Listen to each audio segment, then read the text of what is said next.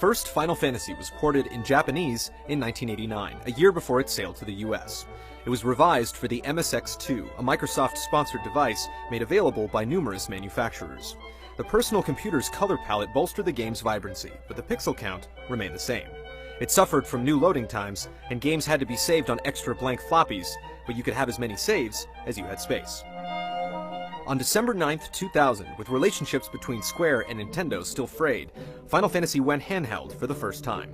But instead of the Game Boy Advance, it was released for the WonderSwan Color, a portable device from Bandai.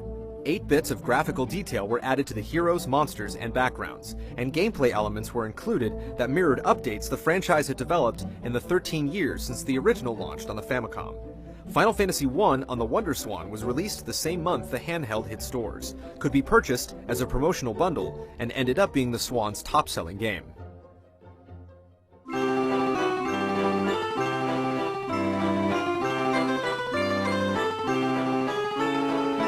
Neither the WonderSwan nor the MSX2 was popular in America, so the States got an updated copy of Final Fantasy I for the first time in a 2-disc set called Final Fantasy Origins, released in 2003. Origins introduced a bestiary and art gallery, along with a remixed musical score tuned to the standard set in Final Fantasy IX, and 2 difficulty settings.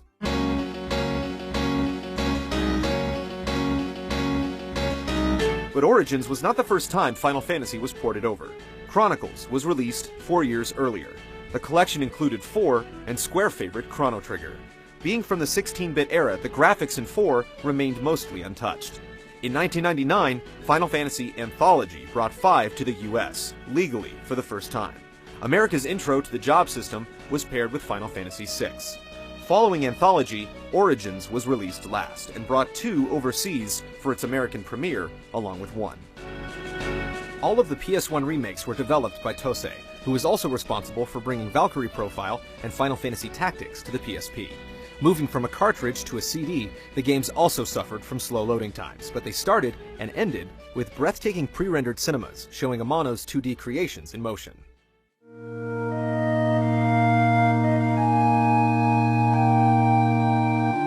Finally, Nintendo and Square buried the hatchet, likely after Square saw the breakout hit that was the Game Boy Advance. And 2003 saw the release of the first Final Fantasy for the system, Tactics Advance. The new Game Boy was capable of reproducing the visuals of the Super Nintendo, and then some, so Square, now Square Enix, called upon Tosei to recall its legacy once again. To engage role players that had potentially played these games 1, 2, 3, even 4 times already, the advanced versions added new monsters, abilities, dungeons, storylines, and slight graphical touches. The music, while not as crisp as on the PlayStation, could be replayed at any time from an all-new music player, available in each port.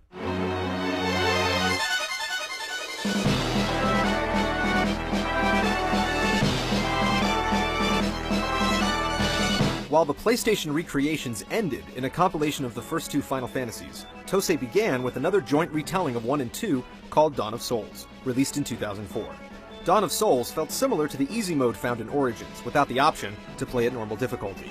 These changes were implemented to favor the GBA's family-oriented audience. But the fans weren't left behind. Dawn of Souls featured several added dungeons included in 2 extended mini-adventures you could unlock by completing each game, called Soul of Chaos and Soul of Rebirth. Soul of Chaos took you deep within each of the temples unlocked when you destroyed the 4 fiends one by one. These dungeons were up to 40 levels deep, had randomly generated floors, and showcased bosses returning from Final Fantasy III, IV, V, and VI. Soul of Rebirth mode continued the story of Final Fantasy II into the afterlife, following deceased characters Minwu, Scott, Joseph, and Ricard. You had to unite the fallen warriors and guide them to a makeshift town run by a bewildered Cid, and through a light version of the Emperor's Pandemonium.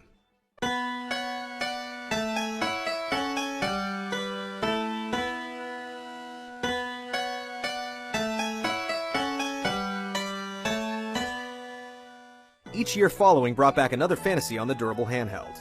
4 opened up a new dungeon called the Lunar Ruins that offered character-specific trials, rewarding the player with some of the most powerful items in the game. Final Fantasy V added 4 new jobs, a 30-floor bonus dungeon, and an additional stage called the Cloister of the Dead. Finally, 6 in 2007 included new spells, summons, and an extended dungeon called the Dragon's Den.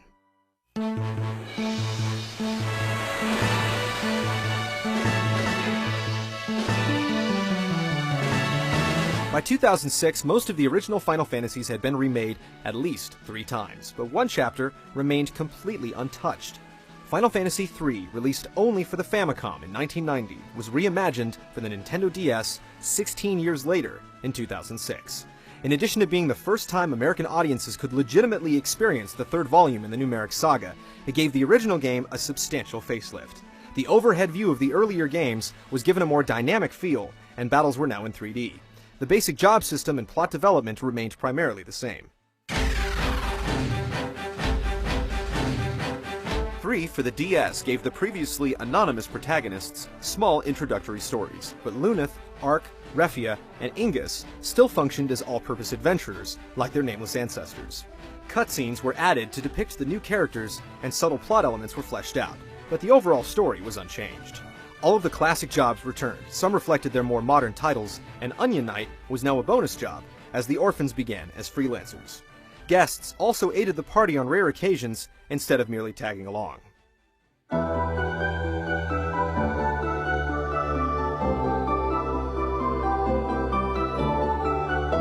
After their sprites were preened and polished a record 4 times, few imagined that Square Enix would consider a 5th remake to be in order.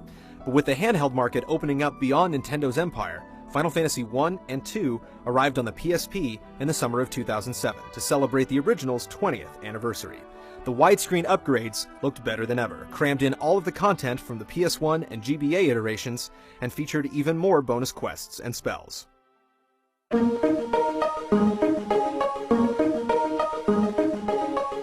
While these revisions have come with new dungeons, difficulty levels, and archived information, they've also received adjustments to their dialogue and narration.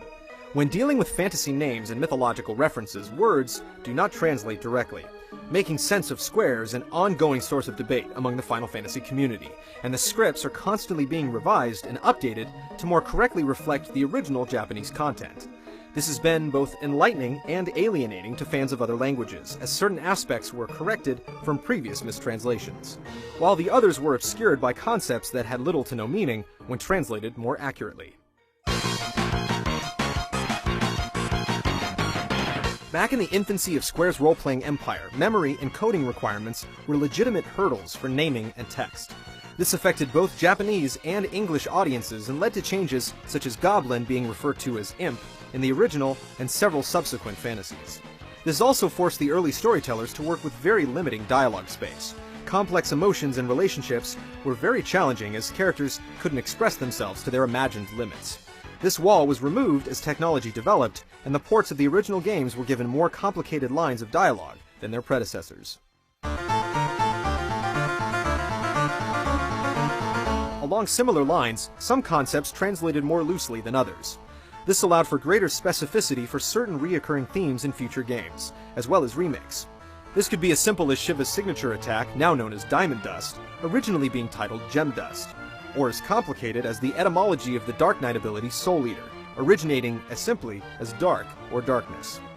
When dealing with names or famous mythological creatures, the sound profiles of different languages came into play. Translators may not have been initially aware of this issue, which led to certain characters or places having subtle mistranslations in earlier versions. A single letter or sound may have been changed, such as the original kingdom of Corneria in Final Fantasy being corrected to the more anglicized Cornelia.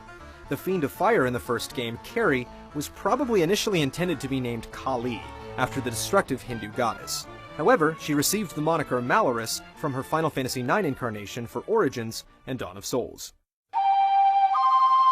Certain sounds that exist in some languages do not exist in others, or may be represented by different letters or combinations. This, in addition to early memory restrictions, turned the translation of certain creatures into a guessing game of sound recognition. Sometimes notorious monsters were translated correctly nearly all of the time, such as everyone's favorite floating eye being named for the Persian demon, Ahriman. Some were more challenging, however. Thus, the creature from 6, first translated as Humbaba, had no seeming connection to anything in recognized lore. Add the correctly translated Humbaba, and the beast took its place among the many facets Final Fantasy borrowed from the Babylonian tradition, in this case, most specifically, from the Epic of Gilgamesh.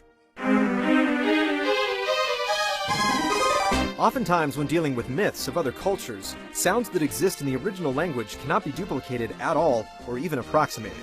Then, when translated into other languages, the new forms lacked the sounds from either the parent or the core translation. The end result was a word that barely resembled what was intended. This game of translation telephone is seen in the four fiends from Final Fantasy IV, who were originally meant to be a reference to Dante's Inferno. Scarmiglione, Barbaricha, Cagnazo, and Rubicante were all devils known as Malabranche, who dwelled in the fifth ridge of the eighth layer of Hell, Malabolge. A number of sounds in the Italian language became lost when translated into Japanese, and even more were lost on its first translation into English. It may be easy to see how Rubicante became Rubicant, or even how Barbaricha became Valvalis.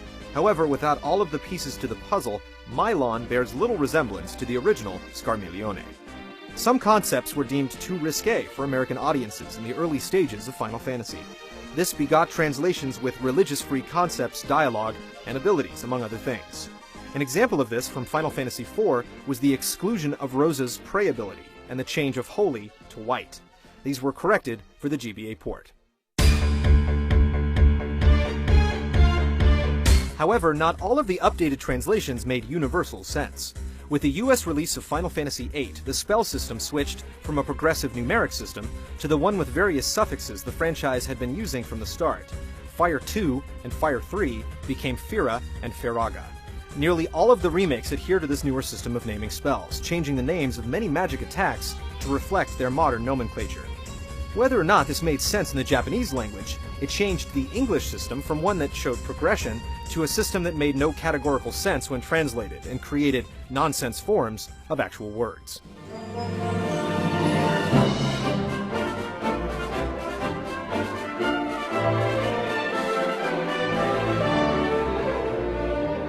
Final Fantasy is not the only series to be remade several times, but it has received more ports than anything else, 17 so far.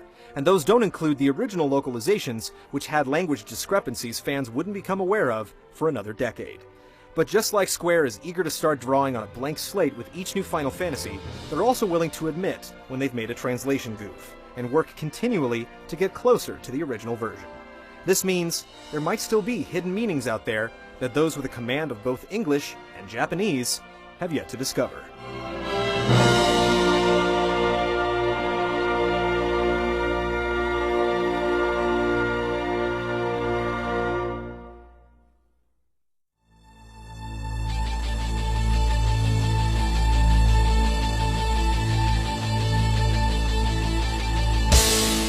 Join us next week for the stirring conclusion to Game Trailer's 13-part retrospective. In the final installment, we'll build a Final Fantasy game from scratch, considering all the necessary elements that make up a chapter in this landmark series, and look forward to what the future holds for the franchise.